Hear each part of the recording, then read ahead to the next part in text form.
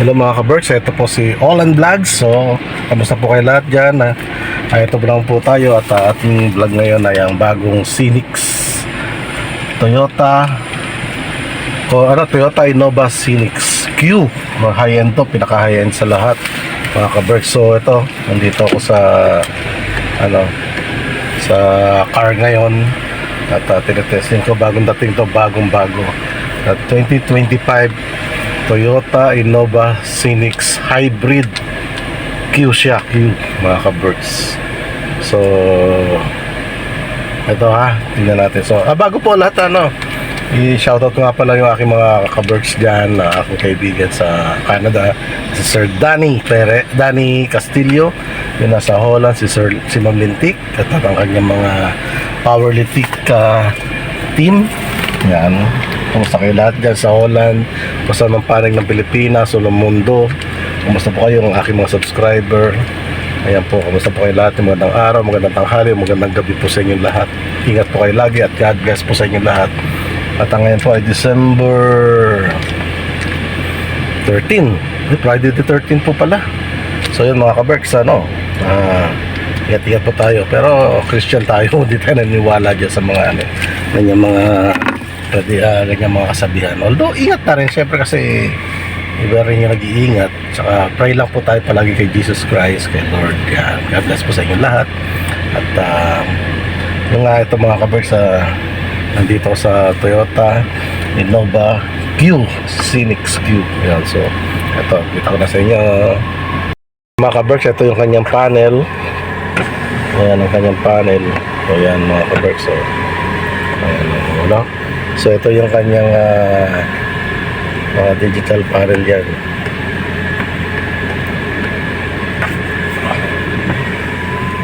So malamig ang aircon niya, fairness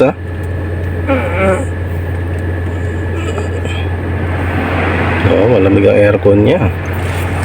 So yan, malaki po yung kanyang infotainment. Yan po yung mayroong phone settings, lahat nandito. So yan, ganda yung kanyang infotainment. So yan, balik natin sa home. So yan, meron din siyang ito yung kanyang manibela, kanyang steering. So nandito po lahat ng mga buttons na yan ang mga buttons. So yan mga ka-Berks, so nakita natin yung mga buttons nila. So yan mga ka-Berks. So ito yung sa door.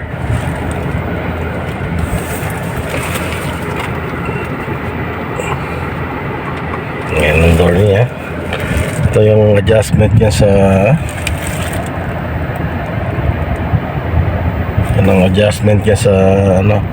sa side mirror.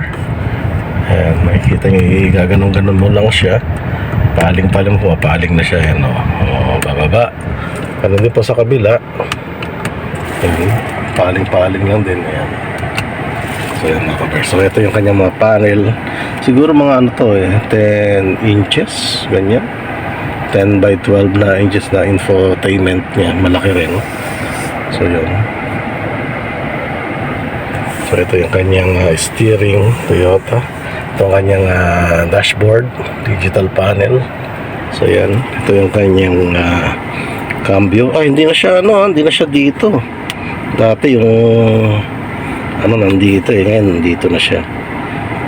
Para na siyang high ace na automatic, yung mga Grandia, yung mga elite. So ito yung kanyang part, na rin siya, button na rin, drive mode, EV. Yan. Ito kung medyo madulas, pwede mo yan, traction control, ganyan. Ito yung brake hold. Maganda to, kada brake mo system na yan, ang pag hihinto ka, naka-hold siya kagad ng preno. Hindi mo natapakan yung preno, yung brake. Ito yung brake, rin siya. So yung nahinto mo siya, brake siya. So yan, ito fine na, maganda yung kanyang dashboard. Ayan, diba? Yung dashboard niya may color pa. Meron din yung mga socket dito na charging socket. Yan. Ito yung lagayan niya lang. kanyang compartment. Ayan, pipindutin mo lang dito. Yan. Sa leather yung ano niya. Ganda ng pagka-leather talagang ano. Saka ano siya, ha? Captain seat siya mga ka-Berks. Ayan. Kita nyo, captain seat. Yan o. Mga leather, fine leather siya na color brown. Yan, pang VIP talaga to. Yan. Yan, may mga aircon vent siya sa mga gilid.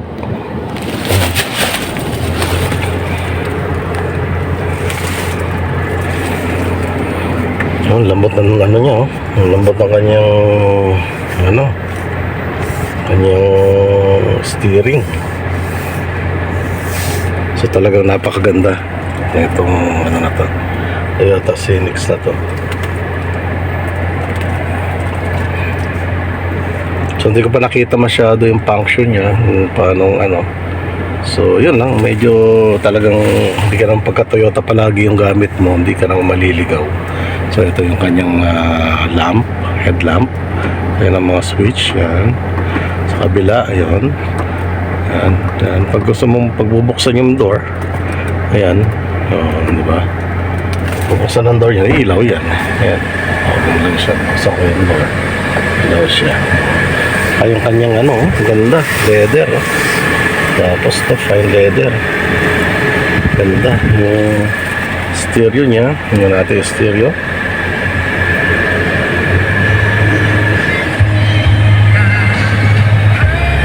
Maganda, di ba? Maganda yung stereo niya, malakas. Kaya di ko pa tulog na maayos kasi alam niyo na, si Lolo, palagi nakabantay. Lalo na sa mga ganyan, may fit siya. So may adjustment ng headlight, pwede mo itaas, pwede mo ibaba. Yan.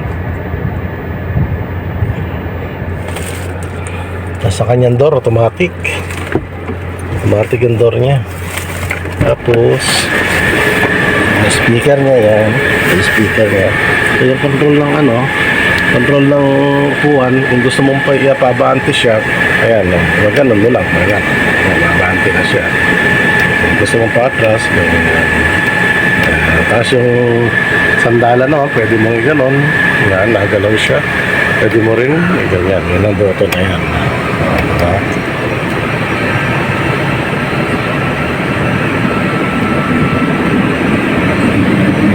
Ito sa likod. Yan. Ito sa likod. And then, leather din. Fine leather din siya. Ganda. Yan po yung kanyang upuan. Oh, ganda oh. Talagang leather siya, pati headrest. Tapos ano lang siya, dalawa. Ayan, dalawahan. Tapos may control lang dito na aircon. Kung gusto mong ano, lakasan, hinaan. Ayan. May off din. May auto. Pero ayan, lagyan mo na lang ng isa, dalawa. Tapos may lagayan din siya na soft drinks. Ayan. Works, diba?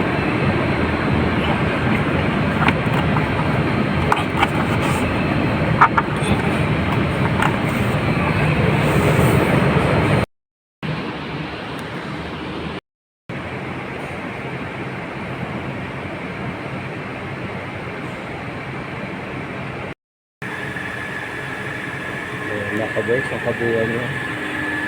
Ayan. Average yan. Okay. Yung mags niya, ang ganda. Malaki.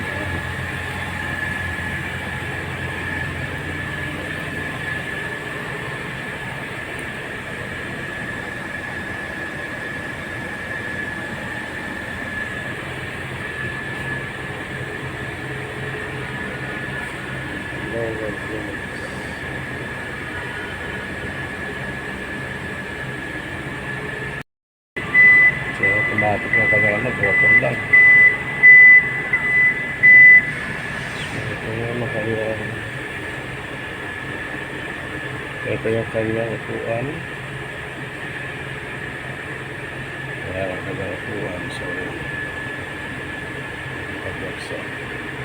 ito ang lagay ng kanyang mga tools.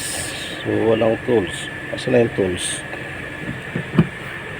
So, yung tools na ba't walang jack?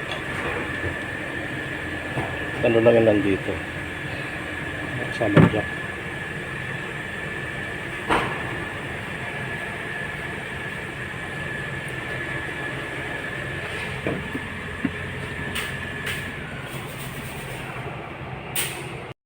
nasasara yan. Press mo lang po yan. Nasasara na yan siya.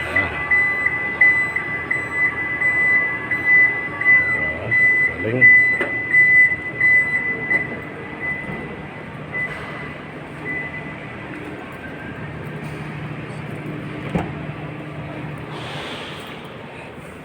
So ngayon i-test drive natin siya kung maganda siya. Kaso pa tayo makapag-test drive.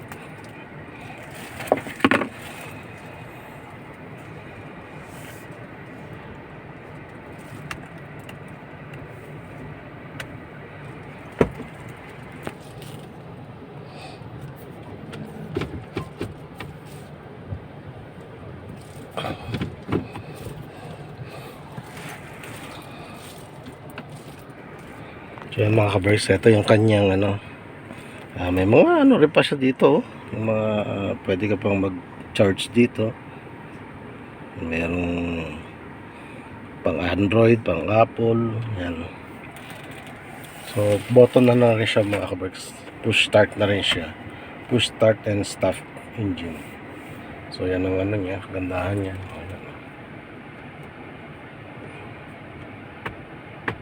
Ayan.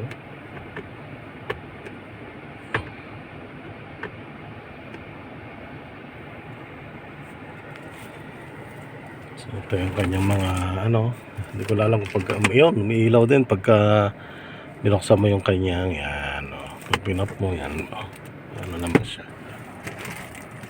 yan, diba? Ito yung kanyang switch sa mga lights. So, wala akong masabi mga kabers, napakaganda niya. May aircon vents niya.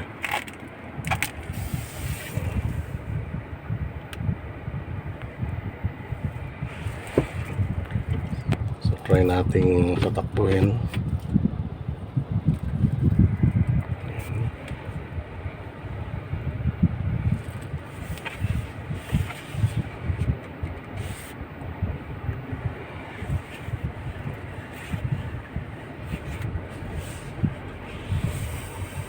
Ayan siya mga ka-person.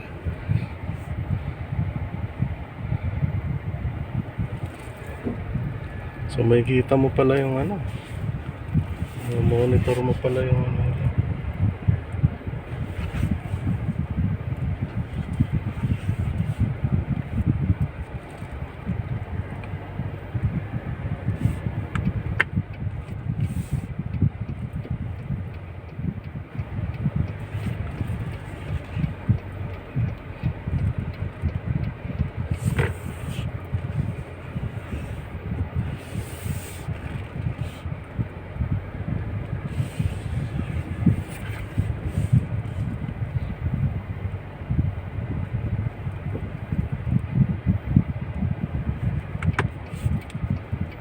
so pagka nakikita yung mga gilid. Ayan. So yan mga ka-verbs. Diba? Ang ganda talaga niya. Tapos pakita mo yung front. Ayan.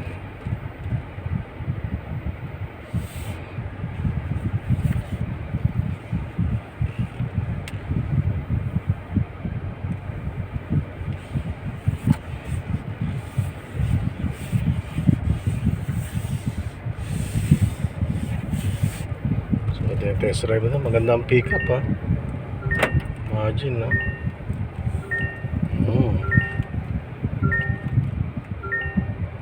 medyo hindi pa balance yung kanyang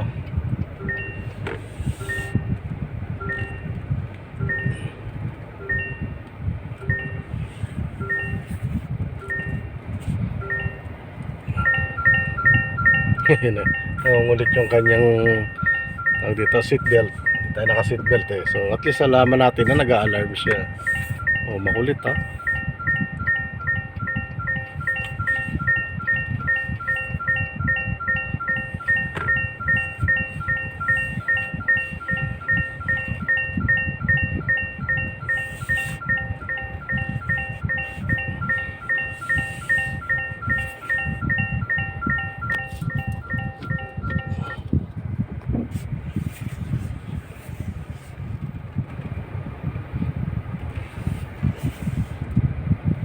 Kaya sa reverse camera niya.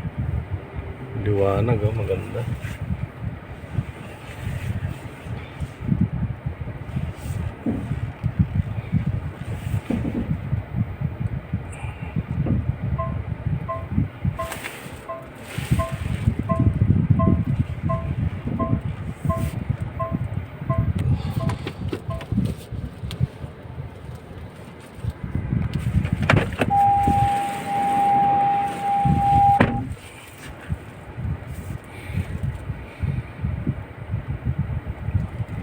So dito may kita pagka naka-reverse ka lahat, oh, ayan, oh.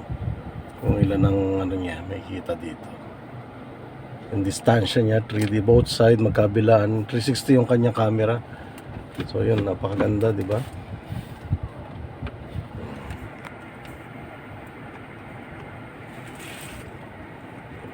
Grabe, lamig nung ano, aircon, parang sa Baguio. So yan mga ka-Berks, ito ang aking review ngayon. At ito po ang Toyota Innova Scenic Q 2025 model. Hybrid po siya mga ka-Berks. Napakaganda. Ngayon titingnan ko na lang kanya mga ibang specs at ilalagay ko na lang po dito sa aking mga sa aking vlog, sa aking mga videos. So yan, hanggang dito na lang po mga ka-Berks. At sa maikli kong pag-review review dito sa Toyota Innova. So hanggang dito na lang po. God bless po sa inyo lahat. Naka-Berks din ang drive ko na tong Toyota Innova Scenic Hybrid. So yun, ganda, oh. Diba? Ang ganda ng ano niya. So yan, nakikinig ako ng balita. So mga Berks, papunta ako ng somewhere here in Manila. At ito, yan. Ganda ng ganda yung pick up niya, masasabi ko maganda yung pick up niya. Ito na yung ating unang drive dito. Ayan, oh, lakas, oh. Umaano ka agad. Umaano siya kaagad. Malakas kaagad ang pick up niya kahit hybrid siya. Turn right on 190 Kalayaan Avenue West. So yan.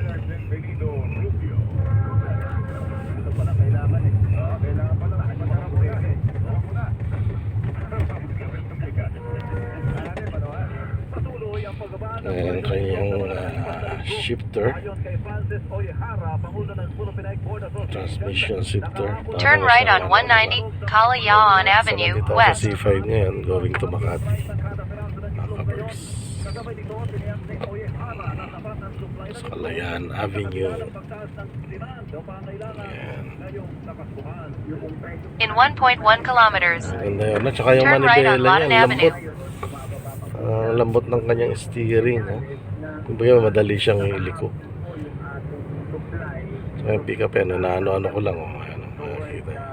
Pitik-pitik lang yan, oh.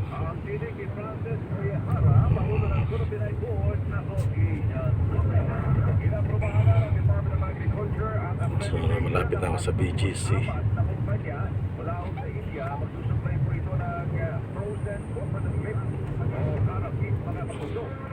Agriculture Secretary Lawrence Jr.